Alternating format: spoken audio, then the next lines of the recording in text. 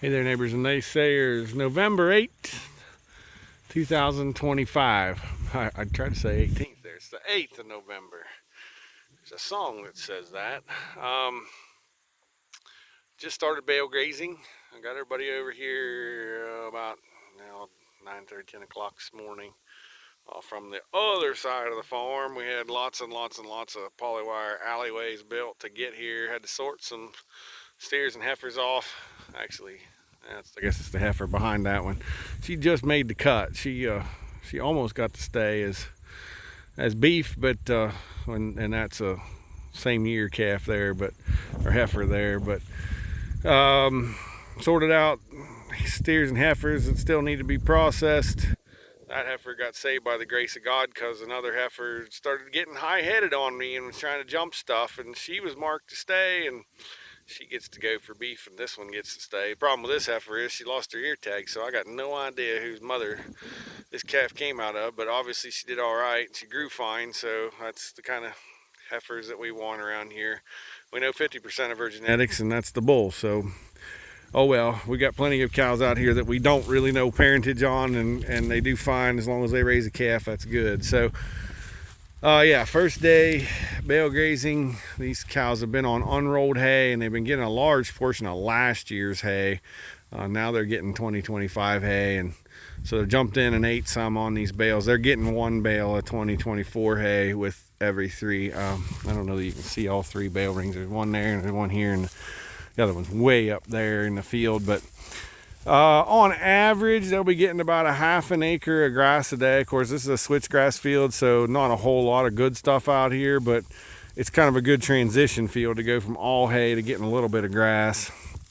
I figured the other day, we were out doing some measurements with a rising plate meter. We did not do this field or this side even, but we got somewhere around 2,500 pounds per acre of forage left that can be stockpiled grass. If that's true over here, they get 3 bales plus they got 1 bale worth of grass. Now they're going to graze that all in one day and then have to eat 3 days or 2 days on bales, but that's okay. At least it gets some green in them, gets this stockpile used up. And the other thing is it's a medium for the rest of the fields, not necessarily this one, but it's a medium for graze it a little close and get some other things in there. You know, I'm all about diversity. It's become apparent that we need a lot of legumes and B, a lot of forbs in our pastures.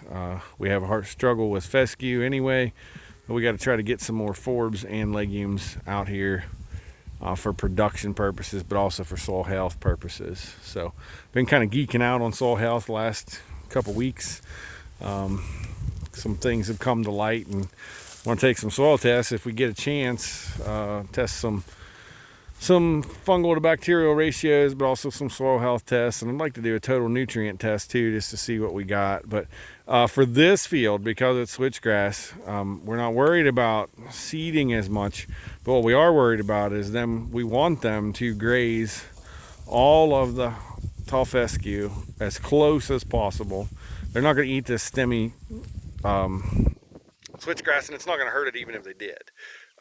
But what they're going to do is overgraze this fescue in order to allow the switchgrass to release and grow thicker. So what we've done now, 2 years, this will be the second year, and boy, it really made a difference on this switchgrass field. Now we're going to be concerned about some brush, no doubt, but other than that, this is exactly what this field needs. I don't know whether I probably have said it 1,000 times, but I tell you what, this switchgrass field has amazed me. It makes me want to plant more. I just don't want to take the time to. I think we got, let's see, this would be about 0.5% of our pasture here is in switchgrass, 0.5% of our total pasture. Or no, not 0.5%, 5%. I guess it wouldn't be close to 10, it'd be 5% of our pasture. And I think we could push that to 10, 15, 20% of our pasture and still be okay. I'm not big on poisonous weeds, and I'm not big on prussic acid poisoning, and I'm not big on we're gonna hurt this switchgrass. We are not gonna hurt it. Early in the spring, when it first starts to grow, is about the only time I really have to watch it. After that, it doesn't matter. I can graze it any time. They're not gonna graze it too close because it's too stemmy too close. They're gonna clean and graze up the fescue and make this field better.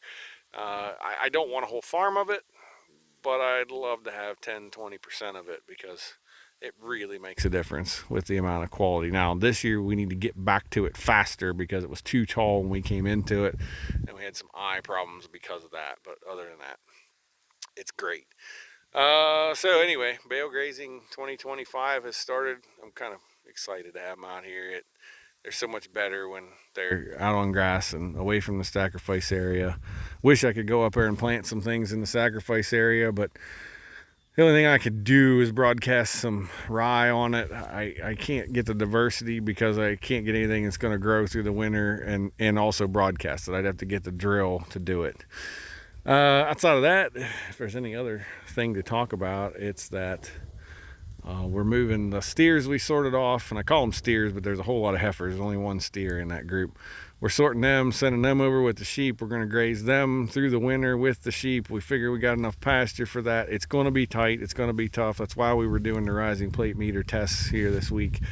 Not why I know there's 2,200 pounds of forage out there, because we need about 75% of that per acre to be able to get it. We're going to try some things. We're going to try a little bit of bale, sort of bale grazing, quasi bale grazing with them, see if it works. We may not get through entirely through the winter, that we know that, but we are going to try to put them on stockpile grass just to get them to grow a little better. Processing date in March. And also I took a big forage sample the other day of all that fescue stockpile. We're going to send that in and see where we're at quality wise with them, and if we need to supplement anything on top of that for both finishing steers and for the sheep. So with that, hopefully I'll take a video of that and kind of show you what we're going through over there, but it may be a day or two before I get over there and do that. With that, I'll say, we'll see you next time.